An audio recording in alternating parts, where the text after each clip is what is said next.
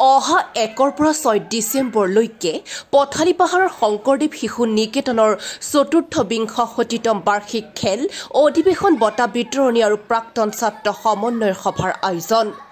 লখিমপুৰ জিলাৰ অসম অৰুণাচল সীমান্তৱৰ্তী পথালি পাহাৰৰ শংকৰদেৱ শিশু নিকেতনৰ ২৪ সংখ্যক বাৰ্ষিক খেল অধিৱেশন বঁটা বিতৰণী আৰু প্ৰাক্তন ছাত্ৰ সমন্বয়ৰ সভাখন ১ ডিচেম্বৰৰ পৰা ৬ ডিচেম্বৰলৈকে অনুষ্ঠিত হ'ব বিদ্যালয় প্ৰাংগণত। প্ৰথম দুদিন খেল ধেমালি, তৃতীয় দিনা ভেকচন প্ৰতিযোগিতা, সাহিত্য গীত নৃত্য নাটক প্ৰতিযোগিতা, সাংস্কৃতিক শোভাযাত্ৰা কুইজ মূল সভা হ'ব। আনহাতে ৬ ডিচেম্বৰৰ সন্ধিয়ালৈ প্ৰাক্তন ছাত্ৰ ভাৰতী আৰু বৰ্তমানৰ ছাত্ৰ ছাত্ৰীসকলৰ সাংস্কৃতিক অনুষ্ঠান অনুষ্ঠিত হ'ব বুলি বিদ্যালয়খনৰ প্ৰধান আচাৰ্য প্ৰভাত হাজৰিকাই জনাইছে।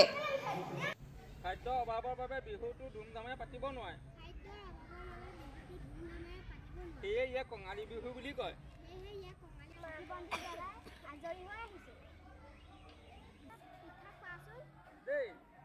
খাই আকৌ গুচি নাযাবা, একেবাৰে মাহ প্ৰসাদ খাই যাবা।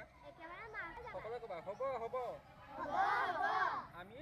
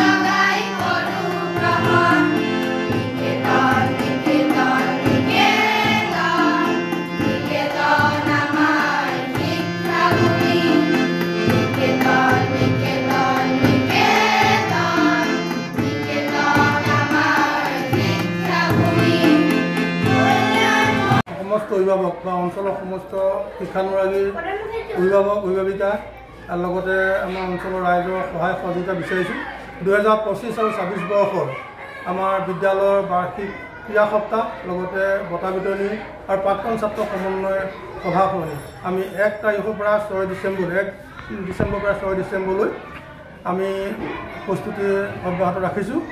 আমি 1 তাৰিখে খেল উদ্বোধন হ'ব, 1 আৰু 2 খেল হ'ব, 3 তাৰিখে ছাত্ৰ ছাত্ৰীৰ মাজত ভেকচন প্ৰতিযোগিতা হ'ব, 4 তাৰিখে সাহিত্য প্ৰতিযোগিতা, 5 তাৰিখে কৃষ্টি লগতে নৃত্য আৰু সাহিত্য প্ৰতিযোগিতাৰ দিনাই আমি নাটকৰ একাংকিকা নাটকৰ প্ৰতিযোগিতা অনুষ্ঠিত কৰিছোঁ আৰু 6 তাৰিখে আমি সাংস্কৃতিক শোভাযাত্ৰা আৰু পিছবেলা 12 বজাৰ পৰা আমি মুকলি সভা আহ্বান কৰিছোঁ।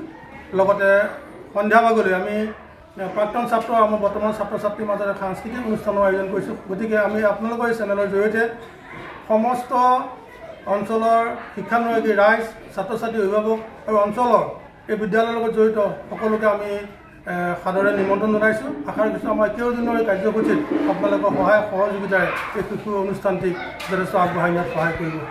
ধন্যবাদ।